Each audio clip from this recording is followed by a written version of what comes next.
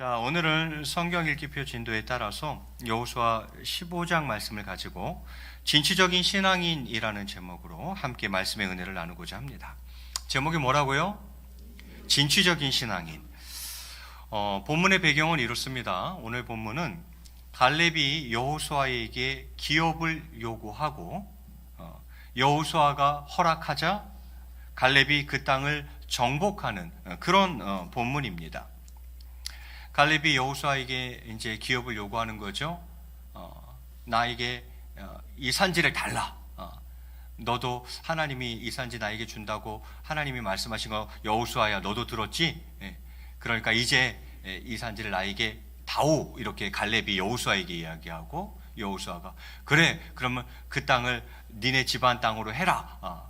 점령해라. 그러자 갈렙이 바로 그 말이 떨어지자마자 이제 그 땅을 정복하여서 취하는 그런 본문입니다. 참고적으로 여호수아는 에브라임 지파이고 갈렙은 유다 지파입니다. 갈렙은 유다 지파예요. 자, 이 정도 배경 지식을 가지고 한번 본문을 보겠습니다. 13절에 이렇게 시작하네요. 제가 봉독해 올리겠습니다. 여호와께서 여호수아에게 명하신 대로 여호수아가 기럇 아르바 곧 헤브론을 유다 자손 중에서 분깃으로 여분네의 아들 갈렙에게 주었으니 아르바는 안악의 아버지였더라. 이렇게 되어 있어요. 자, 여호수아가 갈렙에게 헤브론 땅을 주었습니다. 그런데 그 헤브론 땅의 이름을 뭐라고 합니까? 기럇 아르바라 이렇게 이야기해요. 같은 땅이에요. 헤브론의 또 다른 이름이 기럇 아르바인데, 그럼 이 아르바는 사람 이름이에요. 이 아르바는 그럼 누군가? 이 아르바는 안악의 아버지라고 하반절에서 이야기하고 있죠. 안악의 아버지다. 자, 여러분 안악 자손은 알고 계시죠? 안악 자손은 무엇입니까? 거인족이죠. 오늘 본문 13절 하반절 좀 띄워주세요. 자, 아르바는 누구의 아버지라고요? 안악의 아버지였다. 그러니까 안악은 여러분 아시듯이 거인족이란 말이죠. 그럼 결국 이 말은 무슨 말이 되는 거예요?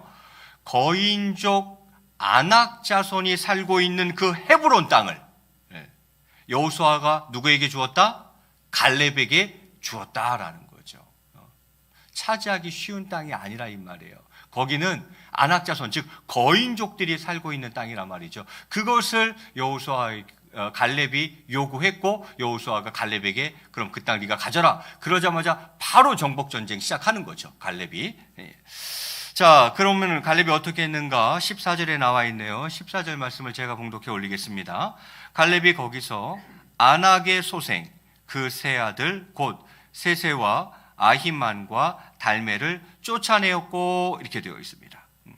세세와 아히만과 달메, 이것은 안악 자손의 그 거인족들, 그 안악 자손의 새 우두머리겠죠. 그리고 안악의 그 후손들이겠죠. 그들을 어떻게 했다? 갈렙이 쫓아냈다 이렇게 되어 있어요. 이 쫓아냈다라는 단어의 원어적인 의미는 무엇이냐면 뿌리 뽑다 그런 뜻입니다. 뿌리 뽑다.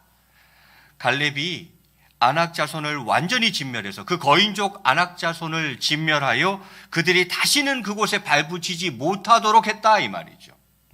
갈렙이 헤브론을 쳐들어가 가지고 그 거인족들을 싹 다 쫓아내버린 거예요. 뿌리째 뽑아버린 것입니다. 다시는 그곳에 발붙이지 못하도록 했다 이렇게 성경이 말씀하고 있어요. 갈렙은 그 헤브론에서 멈추지 아니하고 확장해 나갑니다. 15절 말씀해 보니까 거기서 올라가서 드빌 주민을 쳤는데 드빌의 본 이름은 기럇 세벨이라 이렇게 되어 있어요. 거기서 더 나아가서 드빌까지 점령을 하는 거죠. 영토를 확장하고 있는 것입니다. 자, 이렇게 드빌을 칠 때에 점령할 때에 기럇 세벨이라는 이름인데 여기를 칠 때에 갈렙이 무엇이라고 제안했었습니까? 그것이 16절에 나와 있는데 우리 16절을 한번 같이 읽겠습니다. 시작. 갈렙이 말하기를 기럇 세벨을 쳐서 그것을 점령하는 자에게는 내가 내 딸 악사를 아내로 주리라 하였더니. 자, 갈렙이 시책을 걸은 거죠. 뭐라고요? 기럇 세벨, 이 드빌을 쳐서 점령하는 자, 그 자에게는 내가 내 딸을 주겠다 이렇게 시책을 건 겁니다. 고대 근동 지역에서는 아버지가 자녀들에 대해서, 특히 자녀들의 결혼에 있어서 절대적인 권한을 가지고 있었죠. 지금은 안 그렇지만 그때 그 지역은 그랬다 이 말이에요. 그때에는 아버지가 자녀들에 대해서, 특히 자녀들의 결혼에 있어서만큼은 아주 절대적인 권한을 가지고 있었습니다. 그래서 왕이나 장군들, 그들이 누군가 성읍을 취하고 원수를 죽이는 등 공을 세운 사람에게 딸을 아내로 주는 것이 일반적인 관례였습니다. 그래서 갈렙도 기럇세벨, 드비를 쳐서 점령하는 자에게 누굴 주겠다고 하는 거예요? 자기 딸 악사를 주어서 결혼시키겠다고 그렇게 약속하는 겁니다. 사실 갈렙의 이러한 제안, 이런 시책에는 또한 어떤 신앙적인 의의가 담겨져 있는 것이겠죠. 자, 이렇게 시책을 걸자 이제 기럇세빌, 그 드비를 누가 점령해 버립니까? 17절 말씀 보겠습니다. 17절 제가 봉독해 올립니다. 갈렙의 아우요 그나스의 아들인 온니엘이 그것을 점령함으로 갈렙이 자기 딸 악사를 그에게 아내로 주었더라, 이렇게 되어 있어요. 누가 점령했어요? 온니엘이 점령했어요. 온니엘이 누구냐면 지금 성경에는 갈렙의 아우요 그나스의 아들인 온니엘 이렇게 되어 있지만 좀 더 정확한 번역은 갈렙의 아우 그나스의 아들 온니엘, 이렇게 번역하는 것이 좀 정확한 번역인 것 같아요. 사사기 3장 9절에는 이렇게 바로 되어 있어요. 갈렙의 아우 그나스의 아들 온니엘. 그러니까 갈렙의 아우는 그나스고 온니엘은 그나스의 아들인 거죠. 그러니까 갈렙한테는 온니엘이 뭐가 되는 거예요? 조카가 되는 거죠. 조카가. 자, 이 온니엘이 그 시책을 딱 듣고 바로 그냥 그 기럇세벨 드비를 점령해 버리는 거죠. 그래서 갈렙이 약속한 대로 딸을 그에게 아내로 주었다는 것입니다. 이 온니엘은 여호수아가 죽은 다음에 이스라엘을 통치하는 첫 번째 사사가 바로 이 온니엘이죠. 자, 이걸로 봐서는 일단 한 가지 분명한 것은 온니엘이 그 악사가 이뻤을 가능성이 높습니다. 그렇기 때문에 이게 온니엘이 목숨을 걸고 나가서 싸워가지고 전쟁에서 승리하고 이 악사를 아내로 맞이하는 것 아니겠습니까? 자, 그렇게 해서 둘이 결혼을 하게 되는데 이때에 악사가 아버지에게 요구를 합니다. 18절 말씀해 보니까 제가 봉독하겠습니다. 악사가 출가할 때에 그에게 청하여 자기 아버지에게 밭을 구하자 하고 나귀에서 내리매 갈렙이 그에게 묻되 네가 무엇을 원하느냐 하니, 이렇게 되어 있어요. 자, 악사가 이제 시집을 가는 거예요. 결혼하는 거예요. 온니엘이랑 결혼하는 거예요. 그런데 악사가 뭐라 그럽니까? 온니엘한테 야, 우리 내 아버지한테 밭을 좀 달라 그러자, 밭을 좀 달라 그러자 하면서 가려고 그러다가 이제 나귀에서 내려가지고 그러니까 이제 갈렙이 묻는 거죠. 네가 무엇을 원하느냐, 이렇게 딸에게 묻습니다. 이 밭은 무엇이겠습니까? 결혼 지참금조죠. 예. 그래서 악사가 결혼 지참금조로 아버지 갈렙에게 밭을 요구하는 것입니다. 그래서 갈렙이 그래, 네가 뭘 원하는데, 이제 이렇게 묻습니다. 그러자 악사가 이렇게 대답하네요. 19절 말씀에 같이 한번 읽겠습니다. 시작. 이르되 내게 복을 주소서. 아버지께서 나를 네겝 땅으로 보내시오니 샘물도 내게 주소서 하매 갈렙이 윗샘과 아랫샘을 그에게 주었더라. 아멘. 악사가 이렇게 이야기해요. 이르되 내게 복을 주소서. 아빠, 저에게 복을 주세요, 이렇게 이야기를 합니다. 그리고 아버지께서 나를 네겝 땅으로 보내시니까 샘물도 저에게 주십시오, 이렇게 이야기를 해요. 여기서 복이라는 단어는 베레카라는 단어인데 은혜 또는 선물이라는 뜻입니다. 그러니까 이게 결혼 지참금조 맞죠? 저에게 결혼 지참금 좀 두둑히 주세요. 밭을 줬잖아요. 그 네겝이라는 것은 마른 땅을 이야기하는 거예요. 마른 땅을 줬으니까 당연히, 그러니까 무엇도 같이 딸려서 달라는 거예요. 샘물도 같이 달라고 악사가 이야기하는 것입니다. 그러니까 갈렙이 어떻게 합니까? 윗샘과 아랫샘을 그녀에게 주었다, 이렇게 성경이 말씀하죠. 보면 악사가 참 적극적입니다. 그죠? 악사가 참 적극적이에요. 예. 갈렙도 사실은 적극적인데 헤브론 이 산지를 저에게 주십시오. 굉장히 적극적이죠. 그런데 악사도 보면 굉장히 적극적이에요. 그래서 그 아버지의 그 딸인 거죠. 예. 자, 여기까지가 본문인데 오늘 저는 진취적인 신앙인이라는 제목으로 말씀을 전하려고 합니다. 이 세상에는 수많은 사람들이 있습니다. 그 속에서 하나님은 하나님의 백성들이 적극적이고 긍정적인 삶을 살아가기를 원하십니다. 그리고 하나님께서는 그러한 사람에게 당신의 일을 맡기시고 아울러 감당할 수 있는 지혜와 능력과 은혜를 베풀어 주십니다. 그래서 성경에 나오는 신앙 인물들은 거의 모두가 적극적이고 긍정적인 사람들이었습니다. 본문에서도 그런 삶을 산 사람이 나옵니다. 누굽니까? 바로 여호수아와 갈렙입니다. 적극적이고 긍정적인 신앙인. 우리 주변에도 적극적이고 긍정적이면서도 겸손한 사람들을 하나님께서 축복하시는 것을 볼 수 있습니다. 이것은 지금도 하나님께서는 이런 삶을 원하신다는 표현일 것입니다. 저는 출애굽기부터 지금 여호수아에 이르기까지 쭉 성경을 묵상하면서 특별히 여호수아와 갈렙을 보면서 그들은 참 진취적인 신앙인이었다는 생각이 듭니다. 진취적인 신앙인. 먼저 그들은 적극적인 신앙인이었습니다.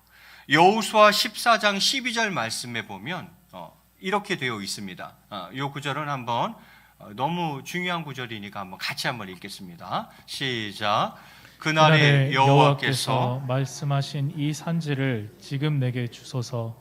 당신이 그날에 들으셨거니와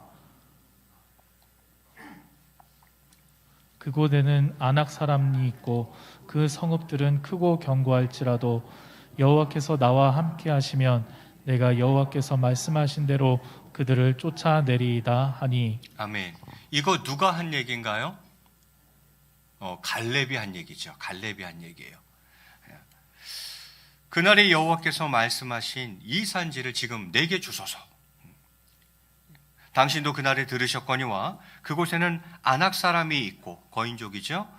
그 성읍들은 크고 견고할지라도 여호와께서 나와 함께 하시면 내가 여호와께서 말씀하신 대로 그들을 쫓아내리이다 이렇게 이야기를 합니다.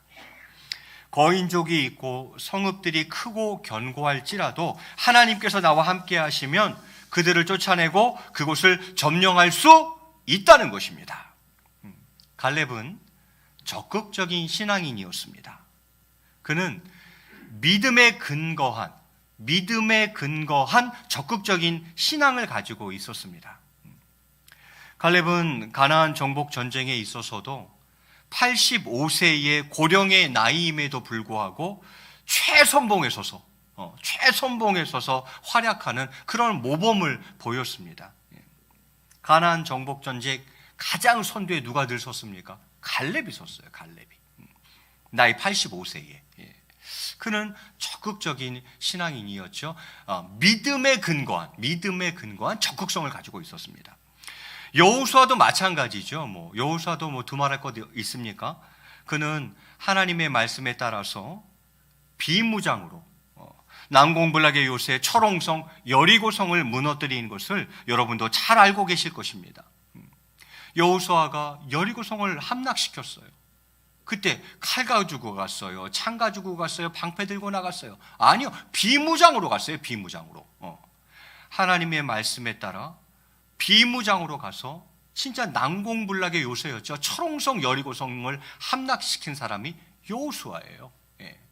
그는 믿음에 근거한 적극성을 가지고 있었던 신앙인이라 이 말이죠. 그렇습니다. 그들은 참으로 적극적인 신앙인이었습니다. 두 번째로 그들은 긍정적인 신앙인이었습니다. 긍정적.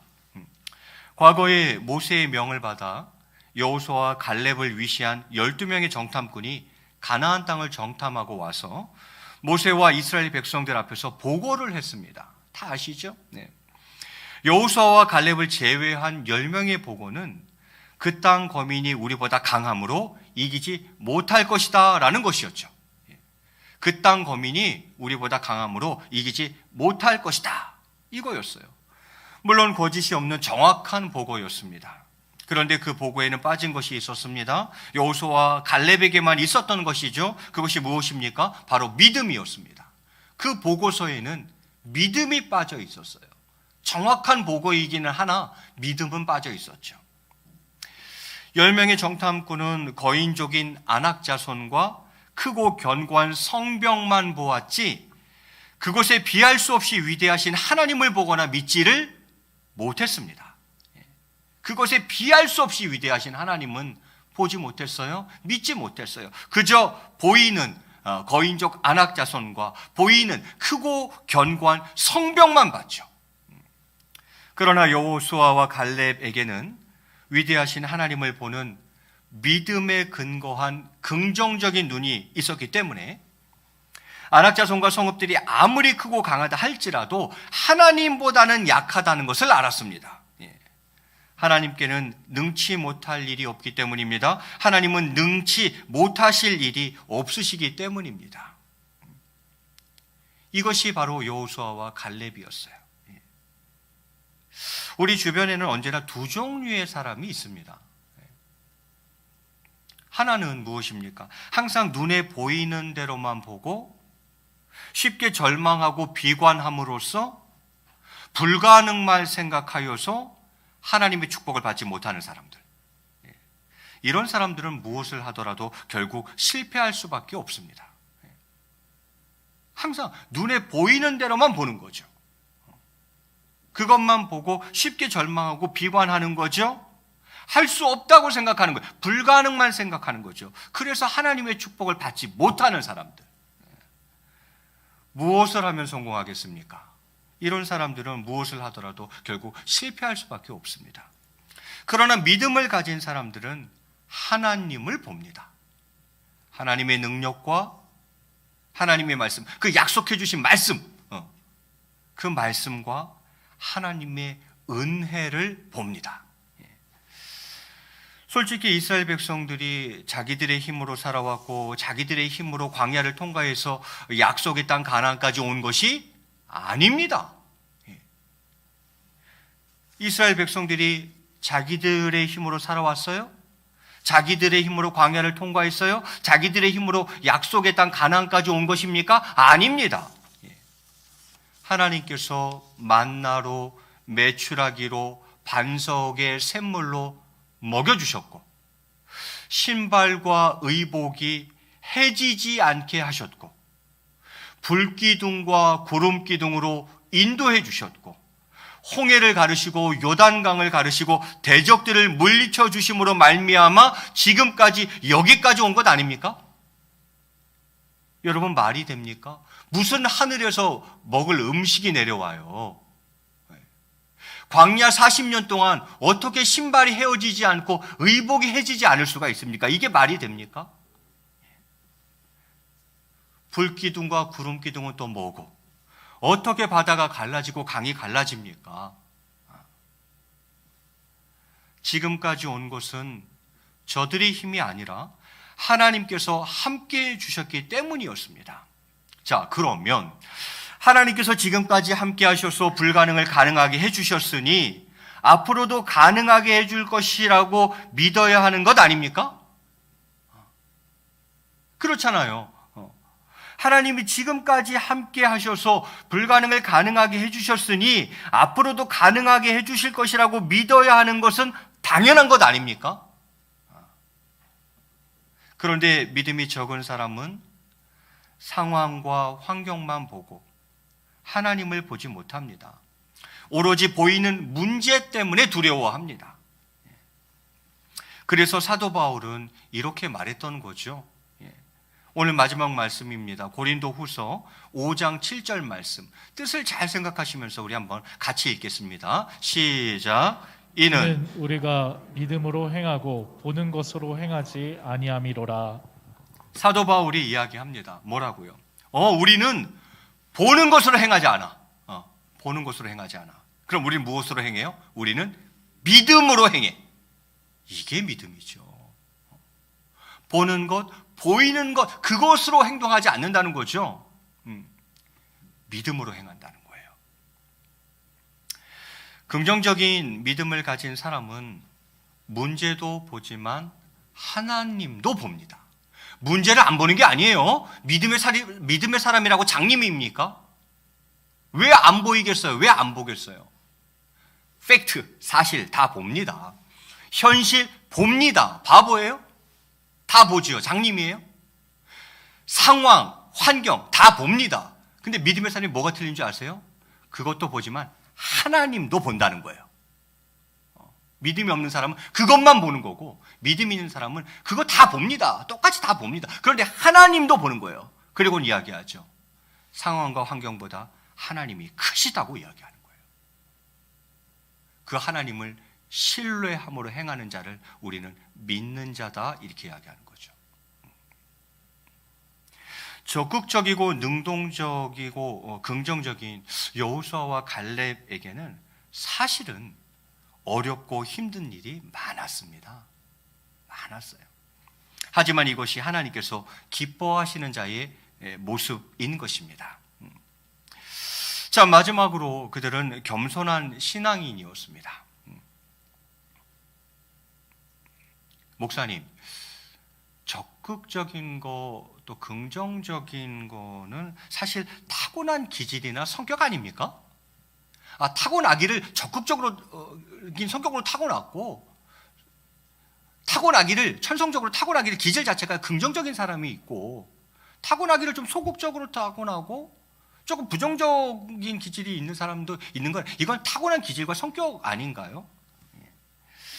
저는 믿음에 근거한 적극성과 긍정을 말씀드린 건데, 믿음에 근거한 적극성과 긍정, 그걸 말씀드린 건데 좋습니다.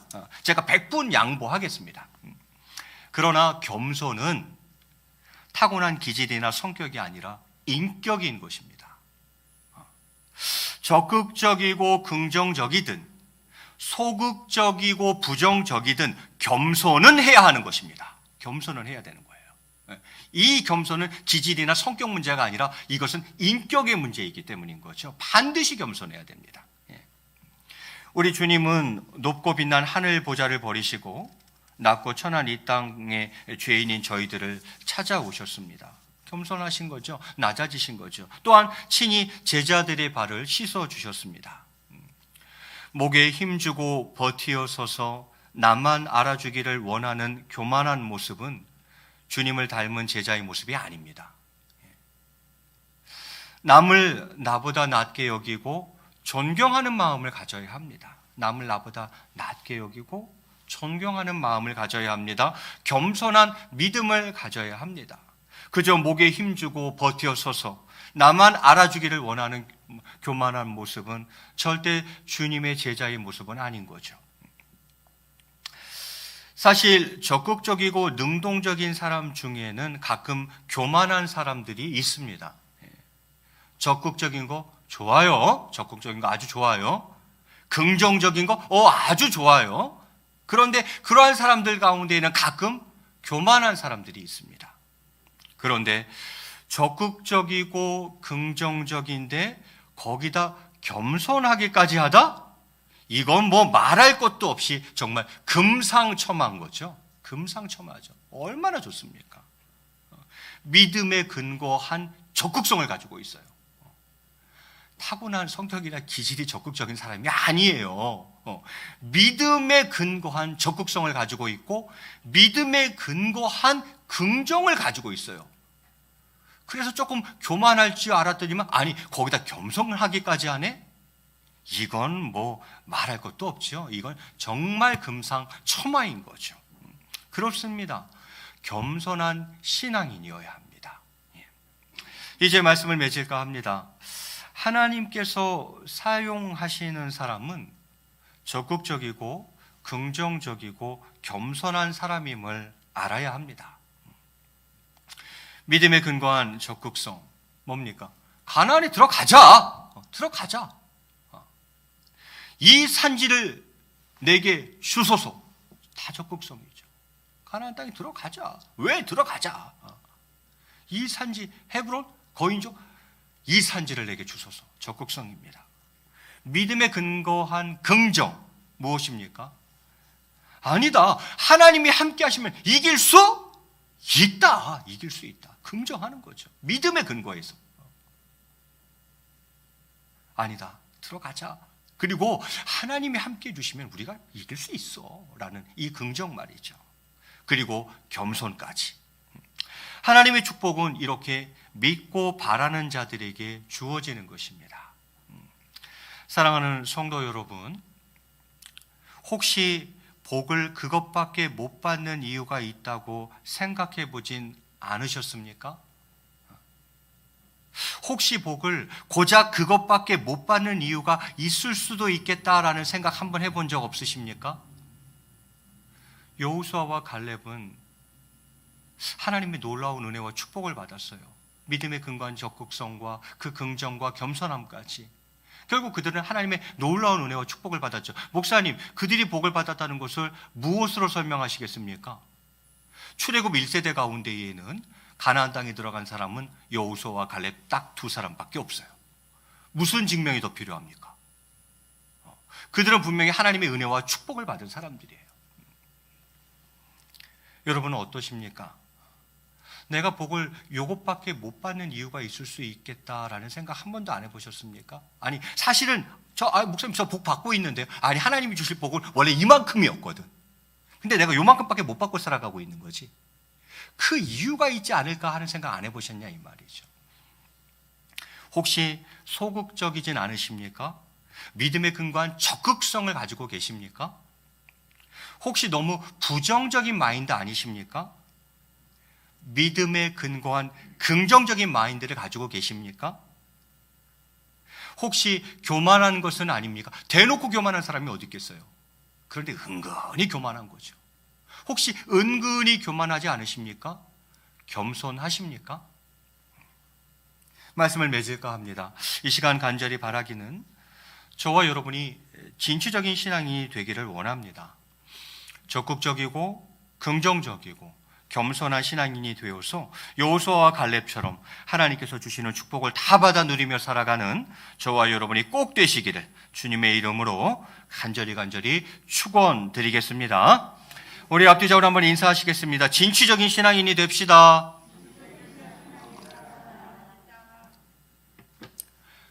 진취적인 신앙인이 되기를 결단하고 또 그렇게 살아갔는데 복을 못 받았다. 그때는 저를 찾아오세요. 그때는 저를 찾아오세요.